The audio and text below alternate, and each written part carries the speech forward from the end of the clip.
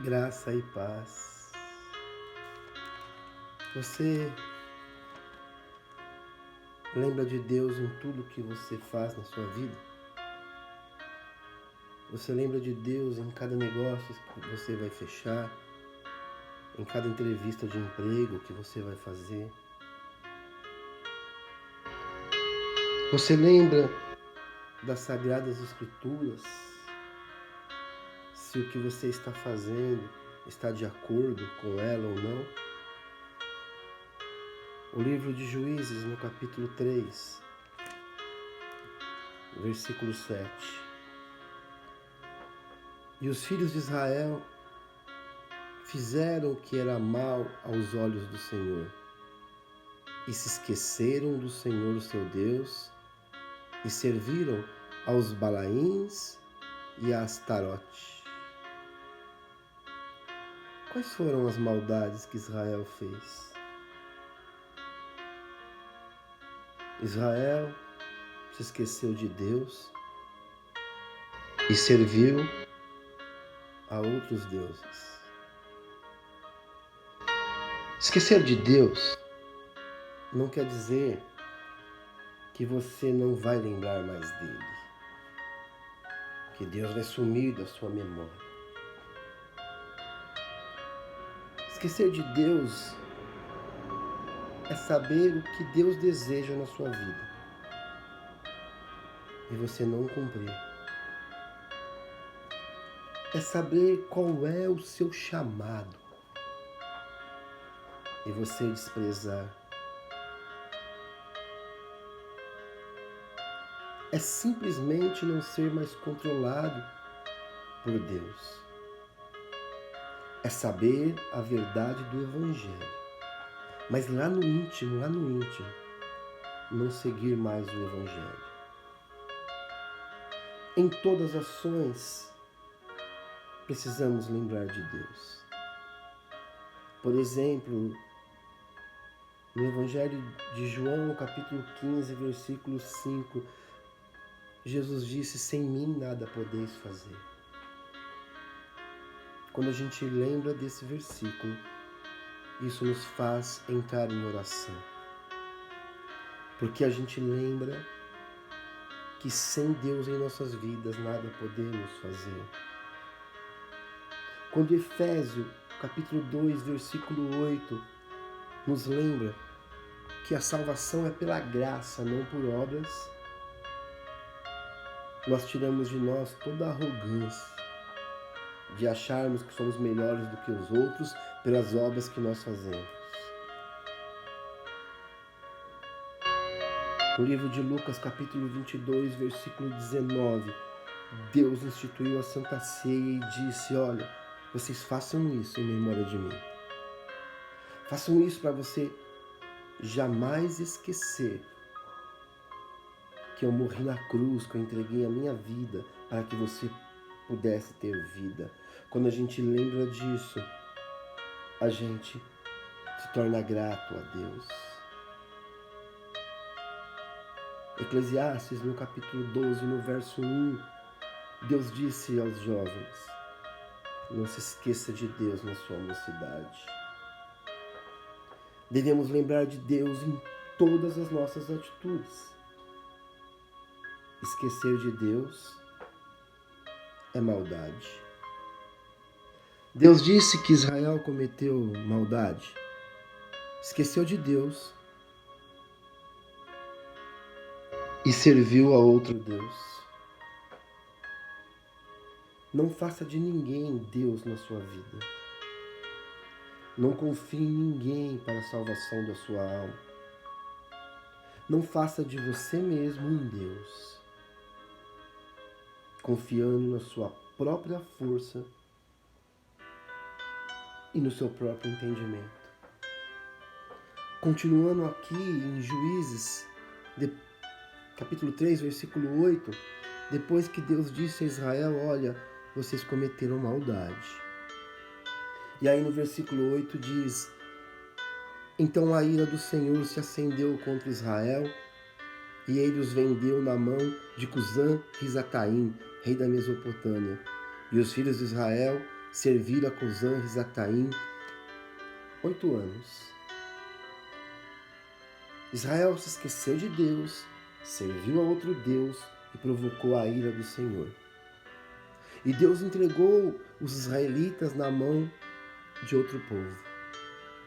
Só que esse versículo 8, na verdade, Deus agiu com misericórdia. Como assim?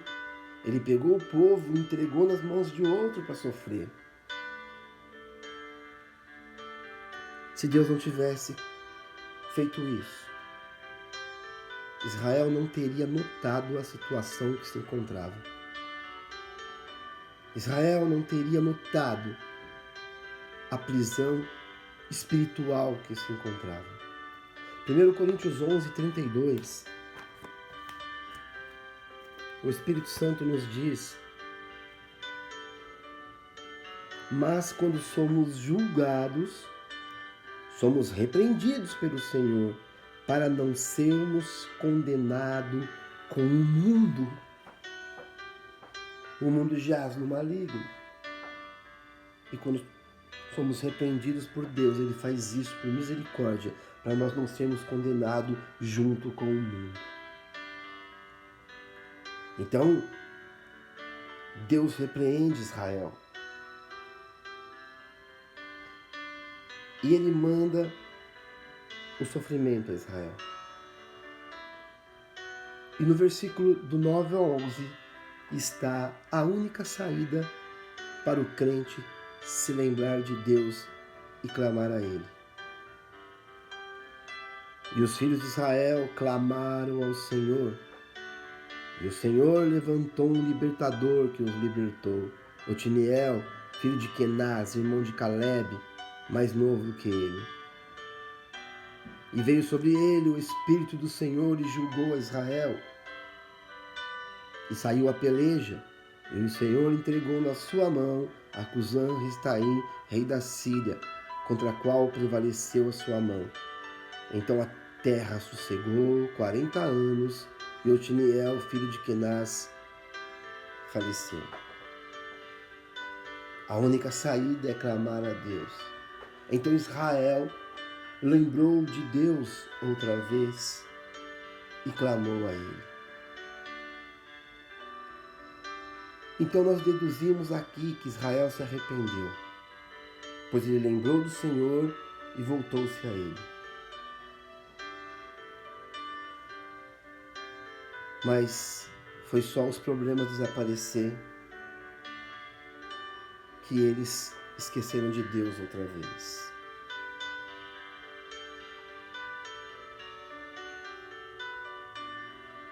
Deus, Ele, quando clamou a Deus, então Deus enviou o seu Espírito. Interessante notar que no Velho Testamento o Espírito vem sobre uma pessoa. Hoje na graça ele vem sobre toda a igreja. Então, Deus permite o problema, o povo clama, Deus levanta um líder, envia o seu Espírito e traz a libertação. Só que enquanto esse líder viveu, o povo teve paz.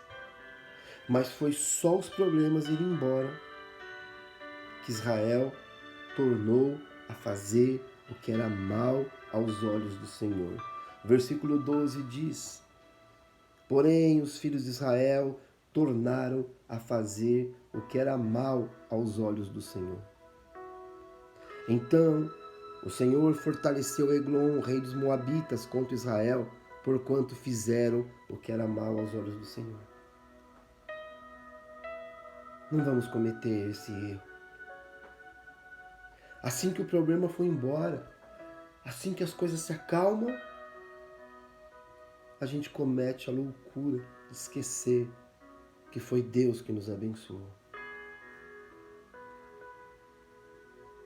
Porém, os filhos de Israel tornaram a fazer o que era mal aos olhos do Senhor. E no versículo 15, então os filhos de Israel clamaram ao Senhor, e o Senhor levantou um libertador. A Eude, filho de Gera, filho de Gemim, homem canhoto. E os filhos de Israel enviaram pela sua mão um presente a Eglon, rei dos Moabitas. Outra vez o povo clama e Deus levanta um outro líder, Eude. Só que esse tinha um detalhe. O escritor aqui deixou esse detalhe escrito, homem canhoto. Por que será que o autor se lembrou desse detalhe? A gente vê que nas passagens bíblicas, Deus sempre se refere à mão direita. Mas aqui ele levanta um canhoto. E eu estava pesquisando, alguns autores dizem que no hebraico, no original, ele se refere que Eude não era hábil com a mão direita e que provavelmente ele tinha deficiência na sua mão direita. Agora você imagina, uma sociedade que era ainda mais cruel com os deficientes.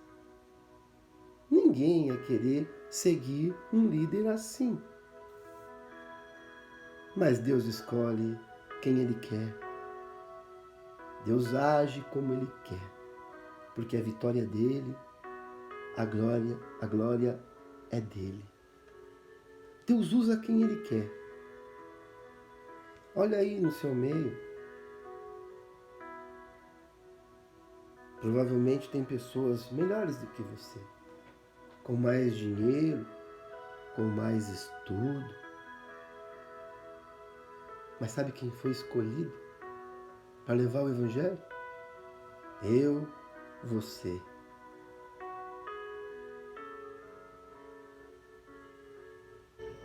O libertador foi alguém inesperado. Isso nos faz lembrar o nosso libertador. Quando disseram, olha, o nosso libertador, o Messias, ele vem lá de Nazaré. Era improvável. De Nazaré, improvável. O livro de Isaías, no capítulo 53, no versículo 2 e 3, diz que o nosso libertador também era alguém que as pessoas não esperavam. Quem deu crédito à nossa pregação? E a quem se manifestou o braço do Senhor? Porque foi subindo como renovo perante ele, e como raiz de uma terra seca. Não tinha beleza, não tinha formosura, e olhando nós para ele, não havia boa aparência nele para que desejássemos. Era desprezado, o mais rejeitado entre os homens. O nosso Salvador. Deus, aqui na passagem de Juízes, ele usou alguém que ninguém imaginava que ele ia usar. Não interessa o seu passado. Não interessa a sua deficiência, a sua limitação. O que Deus colocou em suas mãos, faça. Essa passagem de Juízes, lê com calma na sua casa, capítulo 3 de Juízes. Nos ensina a não esquecermos de Deus, a não servirmos a outro Deus. E também nos ensina, não despreze ninguém. Não se despreze.